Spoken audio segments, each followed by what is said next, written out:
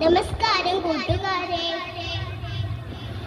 ബുദ്ധിമാനായ ആട്, അതാണ് നമ്മുടെ കഥയുടെ പേര്. ഒരിക്കൽ ഒരാട് വഴി തെറ്റി കാട്ടിലെത്തി. കാടിന്റെ പച്ചപ്പ് കണ്ട് ആടിന് വല്ലാത്ത കൗതുകം തോന്നി.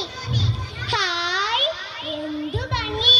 നിറയെ ഇളം പുല്ലുകൾ.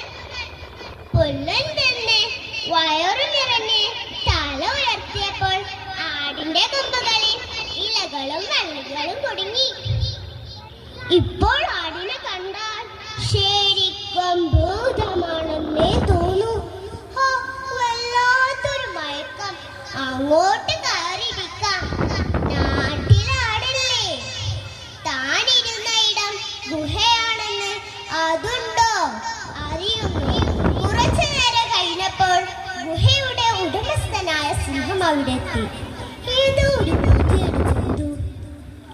ഭീകര മുഖം കണ്ട് ആദ്യം ഒന്ന് പരുങ്ങി. ആരാണ് എന്റെ ഗുഹയിൽ? എന്റെ ഗുഹയിൽ കയറാൻ ധൈര്യമുള്ള മറ്റൊരു വേണോ? അത് കേട്ട് ആട് ശരിക്കും പേടിച്ചു. എന്തായാലും മരിക്കും. രണ്ടും കൽപ്പിച്ച് ആടും ശബ്ദം ഉയർത്തി. ഇത് ചോദിക്കാൻ നീ ആരാടാ? ആ ചോദ്യത്തിൽ തന്നെ സിംഹത്തിന് ധൈര്യം ചോന്നു. ഇവൻ ആൾ ചില്ലറക്കാരനല്ലല്ലോ.